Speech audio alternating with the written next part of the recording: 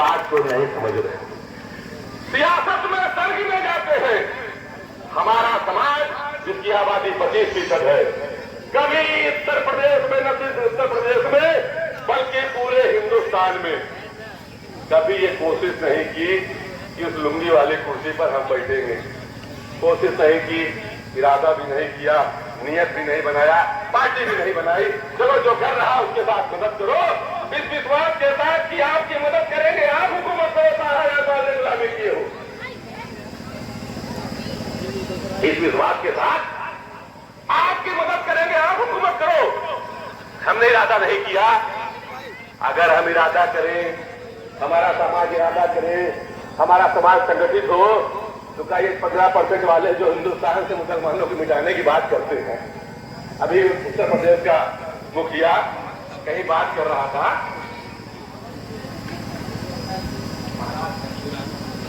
महाराष्ट्र में, कि अजान की आवाजें बंद हो गई और कुछ दिन में लोग भूल भी जाएंगे। अजान मतलब जानते क्या है? अल्लाहु अकबर, अल्लाहु अकबर। इसका मतलब क्या हुआ? अरबी का शब्द है, इसका मतलब है ईश्वर एक है। ईश्वर एक है। आप बताओ कि ईश्वर एक है कि कई है? एक ही ईश्वर है जिसके कब्जे में आपकी जान है ना।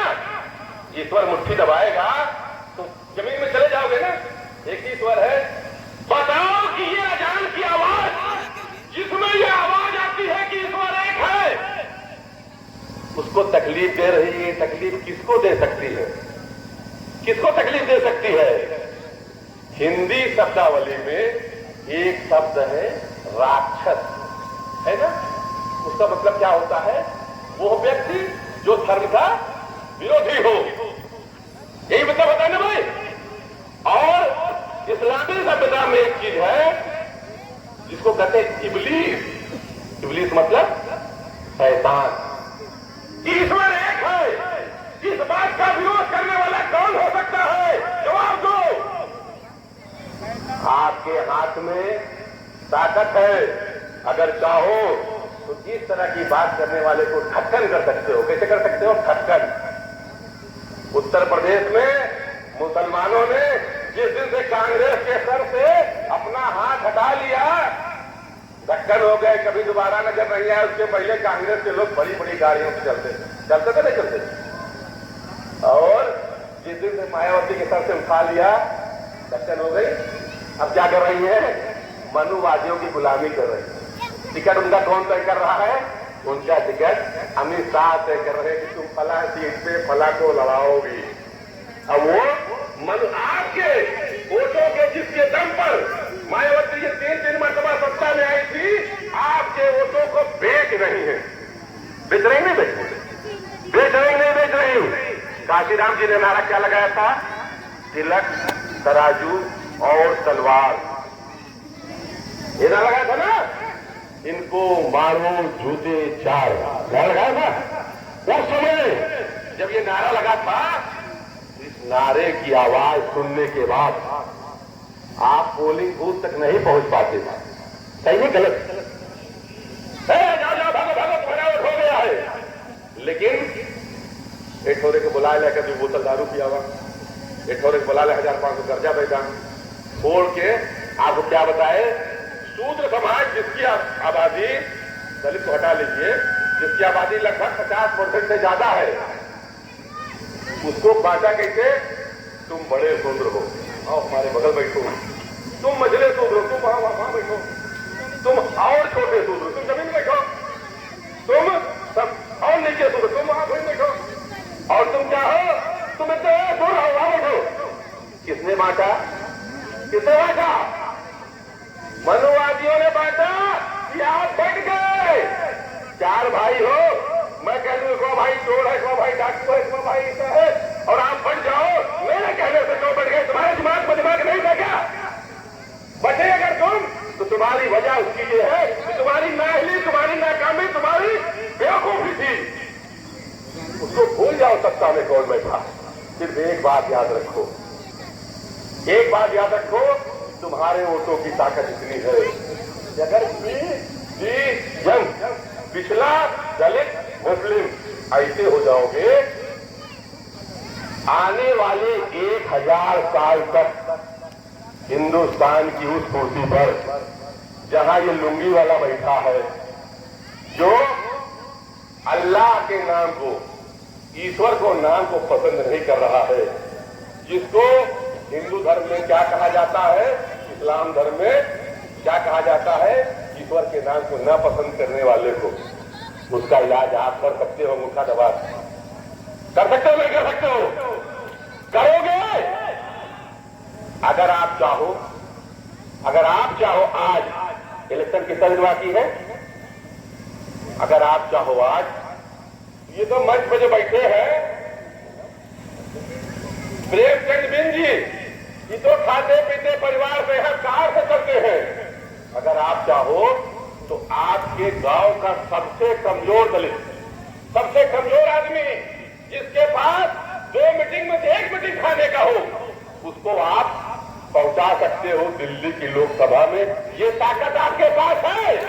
और अगर नहीं पहुंचा रहे हो, ये तुम्हारा नाकारापन है और कुछ नहीं। एक बोतल दारू और 500 रुपए की नोट पर अपना मुस्तकिल बिल बेचने वाले दलितों और शूद्रों, क्या तुमको ये बात समझ में नहीं आती? लोग कहते हैं कि हिंदुस्तान से मुसलमानों को मिटा देंगे। कौन कहते हैं? ये लोग जो सत्ता में हैं।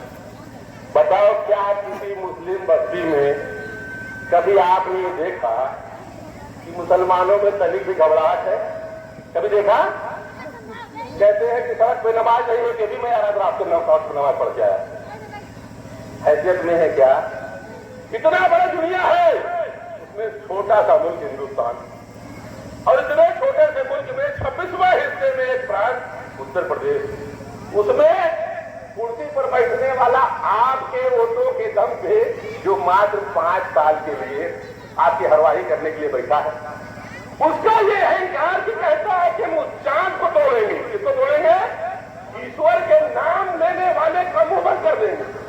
बताओ, ये उसका पागलपन है या दीवानापन है? दुनिया में जापान से लेकर के, पूरब में जापान से लेकर के और पश्चिम में अमेरिका तक,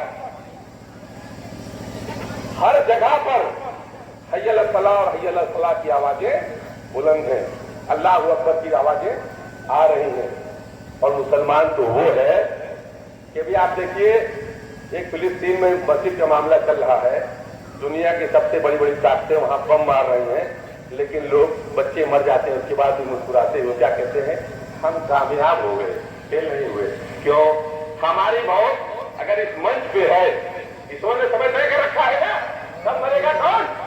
अगर हमारी मौत इस मंच पे है, तो धरती का कौन सा वीर है जो मुझको इस मंच से उतरने तक जिंदा रख सकता है? बताओ, नहीं ना? तुम्हारी भी मौत उसी ईश्वर ने तय कर रखी है। ये जो टहल रहे हैं लुंगी पहन करके, जो ये तय करते हैं कि हम हिंदू राष्ट्र बनाएंगे और तुमको फिर से गुलाम बनाएंगे, अगर तुम गुलाम बनना चाहते हो तो बन जाओ। मुसलमानों का बाल बाका कोई न कर पाया है, न करेगा। हम मरेंगे, अगर मरेंगे तो हम इसी मुल्क में जहां मरेंगे वहीं दफन होंगे। 1000 साल बाद जमीन खोदी जाएगी तो मेरी हड्डी गुड्डी कुछ न कुछ उसका ढेर निकलेगा। लेकिन ये जो लुंगी वाला, जो ईश्वर का, अल्लाह का नाम मिटाना चाह रहा है, जब ये मरेगा तो उसकी राख गंगा में डाली जाएगी और गंगा से बहते बहते कहां जाएगी? बांग्लादेश चली जाएगी। कहां चली जाएगी भैया? कहां जाएगी? अब बताओ, हिंदू राष्ट्र बना रहे हैं। अभी अपनी उसी तकरीर में महाराष्ट्र में उन्होंने क्या कहा कि इंडिया गठबंधन वालों के आत्मा में औरंगजेब की आत्मा घुस गई। कहा था ना, कैसे में चल रहा है, देख लीजिए साथियों। हिंदुस्तान की तारीख में ये कहा जाता है कि हिंदुस्तान सोने की चिड़िया थी। कहा जाता है ना, दूध और शहद की नदियां बहती थी। कहा जाता है ना, किस दौर में? क्या पुष्पमित्र कुंभ के दौर में, जब दलितों का, जब बौद्धों का कत्लेआम हो रहा था, उस दौर में बहती थी? नहीं, की फिल्म बनती थी। मुगल सम्राट औरंगजेब रहमतुल्लाह अलैह के दरबार में हुकूमत में इस मुल्क की जीडीपी 27% थी। कितनी थी? पूरी दुनिया का व्यापार की 27% पूंजी अकेले हिंदुस्तान से मुगलों के पास था, औरंगजेब के पास थी। कितने? 27%। और उसी लालच में पूंजी के ब्रिटेन के लोग, फ्रांस के लोग, तमाम दोस्तों को लोग हिंदुस्तान व्यापार करने आते थे। हिंदुस्तान क्या करने आते थे? हिंदुस्तान क्या करने आते थे? हिंदुस्तान क्या करने आते थे? ब्रिटेन के लोग हिंदुस्तान में औरंगजेब की हुकूमत में आकर के कायदा के रोले खड़े थे। आपके पास दौलत थी, आपकी दौलत की महक इनको मिला थी ना। 10 साल से हिंदुस्तान की सत्ता के संशासन पर कौन बैठा है? हिंदू हृदय सम्राट बैठा है। नाम क्या है? नरेंद्र मोदी। और आज हिंदुस्तान की जीडीपी 3% है। कितनी भैया? 3%। पूरी दुनिया में कितनी दौलत है? आपकी हिस्सेदारी मात्र 3% की है। आप यहाँ IIM में पढ़ के आला तालीम याफ्ता बच्चे कहाँ जाते हैं? अमेरिका चले जाते हैं, ब्रिटेन चले जाते हैं। कहाँ चले जाते हैं? जिसे थोड़े पास गाँव में धंधा बम्बई चला जाती है। वैसे जो आला ज्यादा काबिल होते पढ़े लिखे हैं हिंदुस्तान में नौकरी जाए अमेरिका। मैं दावा से कहता हूँ ये हिंदू 50 साल तक बच्चा की कुर्सी पर बैठा है, 3% से 27% नहीं कर पाएगा। कौन सा राम राज लाना चाहते? राम राज है। और अगर जो भी कुछ है वो इनकी काबिलियत से नहीं, सत्ता में बैठे हुए लोगों की काबिलियत से नहीं है, आपके नाकारापन से है। सिर्फ और सिर्फ उसके लिए जिम्मेदार आप हो और हमारा समाज। सत्ता बदलना चाहो बदल सकते हो, नहीं बदलना चाहो तो तुम्हारी मर्जी। ये बात करता हूँ, इन्हीं बातों के साथ अपनी बात करता हूँ। अगर आप बदलना चाहते हो तो आपके बीच का गरीब की औलाद इसे अखबार में नहीं पैदा हुआ, नहीं करो ध्यान रखते कितना जरूर होगा। थोड़ा बहुत गरीबाई होगी तो बहुत इंडियन न्याय मोर्चा जिंदाबाद जिंदाबाद इंडियन न्याय मोर्चा जिंदाबाद डॉक्टर बहन पलकी जिंदाबाद डॉक्टर बहन आप अपने राष्ट्रीय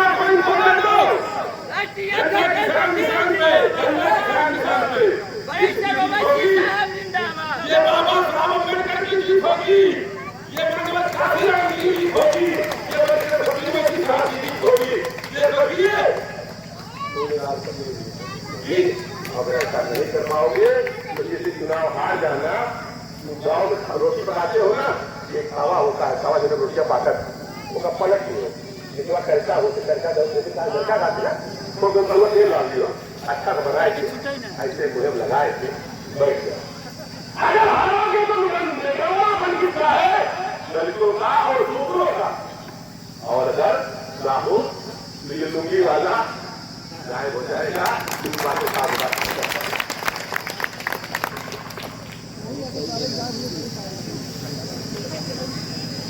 और आप सभी माताओं के भाइयों से नौजवान साथियों से निवेदन है कि तालियों द्वारा स्वागत किया जाए।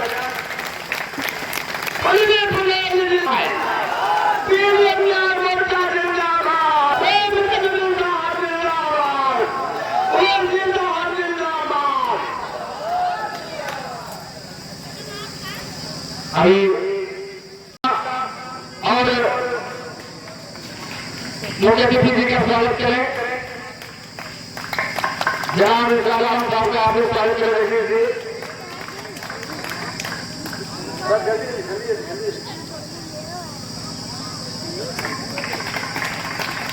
अरे चलिए चलिए,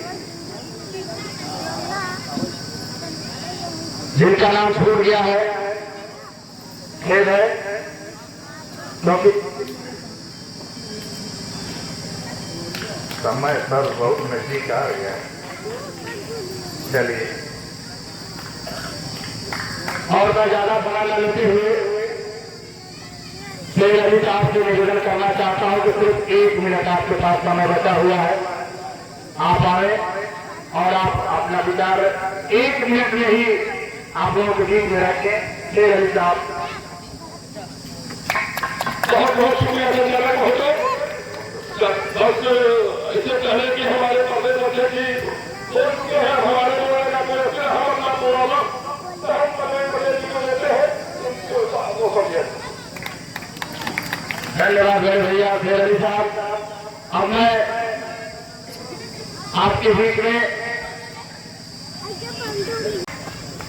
आज जान समन्वय क्षेत्र प्रतापपुर 78 भदोही लोकसभा क्षेत्र जनपद प्रयागराज की स्थान धरती पर आज पीडीएम न्याय मोर्चा की चुनावी जनसभा की अध्यक्षता कर रहे माननीय अध्यक्ष जी, मंच पर उपस्थित आज न्याय मोर्चा की संयोजक अपना दल खंडेराबादी की डॉक्टर खल्लू पटेल जी, मंच पर उपस्थित AMIM के पूर्वांचल अध्यक्ष जनाब इसरार साहब, मंच पर और सभा पूज्य बुजुर्ग, माताओं बहनों, पत्रकार बंधुओं, सुरक्षा कर्मीगण, बुजुर्ग भाइयों एवं चैन बच्चों, सर्वप्रथम है